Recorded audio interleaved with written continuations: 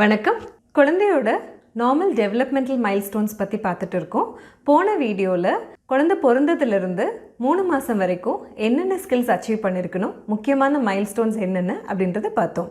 குழந்தைங்களோட டெவலப்மெண்ட்ஸ்க்காக பேரண்ட்ஸ் என்னென்ன சப்போர்ட் பண்ணணும், டம்மி டைம்னா என்ன, ஒருவேளை குழந்தைங்களோட டெவலப்மெண்ட்ஸ் டிலேடாக இருந்தால் நம்ம என்ன செய்யணும் அப்படின்றது தான் நம்ம இந்த வீடியோவில் பார்க்க போகிறோம். டம்மி டைம்னா நார்மலாக குழந்தை குப்புற விழுறதுக்கு முன்னாடியே நம்ம குழந்தைய குப்புற போடுறது தான் டம்மி டைம்னு சொல்கிறோம்.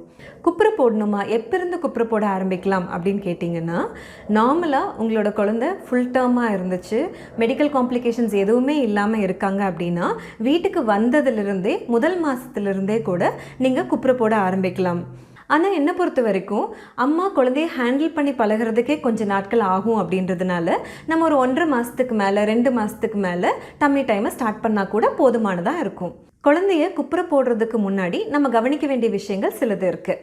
என்ன அப்படின்னு பார்த்தீங்கன்னா, குழந்தை கண்டிப்பாக முழிச்சிட்டு இருக்கணும், அலர்ட்டாக இருக்கணும், ஆக்டிவாக இருக்கணும். குழந்தை பால் குடித்த உடனே நம்ம போடக்கூடாது, கொஞ்சம் நேரம் தாண்டி நம்ம போடலாம். எங்கே குப்புற படுக்க வைக்கணும்? கண்டிப்பாக பெட்லேயோ சோஃபாலேயோ குஷன் இருக்கிற இடத்துலையோ குப்புற படுக்க வைக்கக்கூடாது. நீங்கள் ஒரு பாய் விரித்து அது மேலே ஒரு பெட்ஷீட் போட்டுட்டு அது மேலே குப்புற போடலாம். பக்கத்தில் தலகணையோ இல்லை ரொம்ப ஷார்ப்பான டாய்ஸோ இல்லாத மாதிரி பார்த்துக்கோங்க. பொறுமையாக குழந்தைய குப்புற திருப்பி படுக்க வைங்க. ஆரம்பத்தில் குழந்தையோட தலை பாடியை விட கொஞ்சம் ஹெவியாக இருக்கிறதுனால குழந்தைக்கு ரோல் பண்ணி படுக்கிறதும் கஷ்டமாக இருக்கும், தலையை உயர்த்தி பிடிக்கிறதும் கஷ்டமாக இருக்கும். அந்த சமயத்தில் நீங்கள் குழந்தையோட கையை ஷோல்டருக்கு நேர் கீழே இருக்கிற மாதிரி, முழங்கை ஷோல்டருக்கு நேர் கீழே இருக்கிற மாதிரி நீங்கள் ப்ளேஸ் பண்ணலாம். அது அவங்களுக்கு கொஞ்சம் சப்போர்ட்டிவ் பொசிஷனாக இருக்கும். அந்த சமயத்தில் குழந்தைங்க முழங்கையிலையும் ஃபோர் ஆர்ம்லேயும், அதாவது முன் கையிலையும் வெயிட் பேர் பண்ண ஆரம்பிப்பாங்க. ஆரம்பத்தில் நீங்கள் டம்மி டைம் பண்ணும்போது 1 நிமிஷத்துக்கும் கம்மியான நேரம் பண்ணால் கூட போதுமானதாக இருக்கும். முதல் தடவை போடும்போது குழந்தைக்கு கொஞ்சம் டிஸ்கம்ஃபர்ட்டாக இருக்கும்.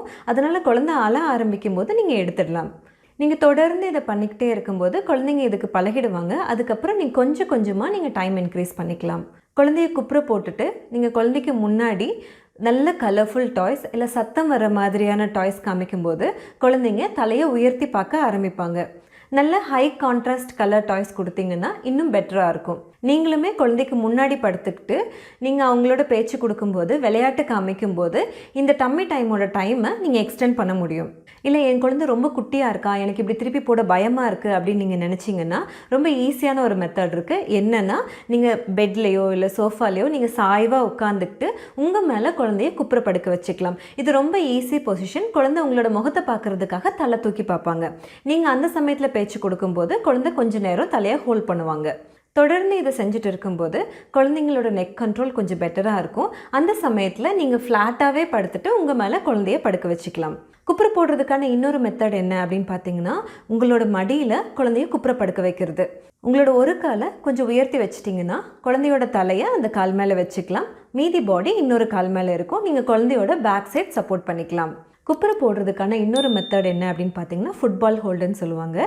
இதில் குழந்தையோட தலையை நம்மளோட எல்போவில் சப்போர்ட் பண்ணிக்கணும். நம்ம உடம்போட சேர்த்து வச்சுக்கலாம் குழந்தைய. இதில் குழந்தை ரொம்ப கம்ஃபர்டபுளாக ஃபீல் பண்ணுவாங்க. நம்ம அப்பாஸ்லாம் இப்படி ஹோல்ட் பண்ண ரொம்ப விருப்பப்படுவாங்க. குழந்தைய எதுக்காக குப்புற போடணும், நான் குப்புற போடுறதுனால என்னென்ன பெனிஃபிட்ஸ் இருக்குது அப்படின்னு கேட்டிங்கன்னா, குழந்தையோட கழுத்து பகுதியில் இருக்கிற மசில்ஸும் ஷோல்டர் மசில்ஸும் பேக் மசில்ஸும் ஸ்ட்ரென்தன் ஆகும். குழந்தைங்கள குப்புற போட்டுட்டு முன்னாடி விளையாட்டு காமிக்க சொன்னேன் இல்லைங்களா, அப்போ குழந்தை தலையையும் கண்ணையும் உயர்த்தி மேலே பார்க்கும்போது அவங்களோட விஷுவல் டெவலப்மெண்ட் பெட்டராக இருக்கும். கொஞ்சம் நெக் கண்ட்ரோல் வந்ததுக்கப்புறமா குழந்தைங்க நிறைய டாய்ஸ் வச்சு விளையாட ஆரம்பிப்பாங்க. அவங்களோட ப்ளே டெவலப்மெண்ட்டுக்கும் லாங்குவேஜ் டெவலப்மெண்ட்டுக்கும் இது ரொம்ப சப்போர்ட்டிவாக இருக்கும்.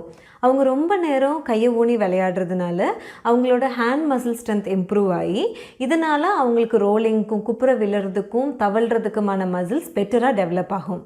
ஏதாவது கேஸ்ட்ரிக் இஷ்யூஸ் இருக்குது குழந்தைக்கு அப்படின்னா ஆட்டோமேட்டிக்காக டம்மி டைமில் போடும்போது இதுவுமே ரிலீவ் ஆகும்.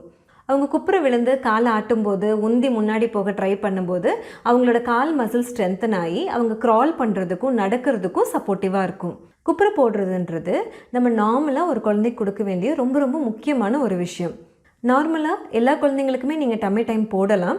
ஆனால் உங்களோட குழந்தை ஹை ரிஸ்க் பேபியாக இருந்துச்சுன்னா பர்த் காம்ப்ளிகேஷன்ஸ் இருக்கிற குழந்தைங்களா இருந்துச்சுன்னா ஃபிட்ஸ் வருது, டெவலப்மெண்ட் கம்மியாக இருக்குது, கை காலில் ஸ்டிஃப்னஸ் இருக்குது, இல்லை கை கால் ரொம்ப லூஸாக இருக்குது, 3 மாதம் ஆயுமே இன்னும் ஹெட் கண்ட்ரோல் அச்சீவ் ஆகலை, அந்த மாதிரி ஏதாவது ரிஸ்க் இருக்குது அப்படின்னா நீங்கள் அவசியம் உங்கள் குழந்தைய எவ்வளோ ஏர்லியாக முடியுமோ அவ்வளோ ஏர்லியாக குப்புற போடுங்க.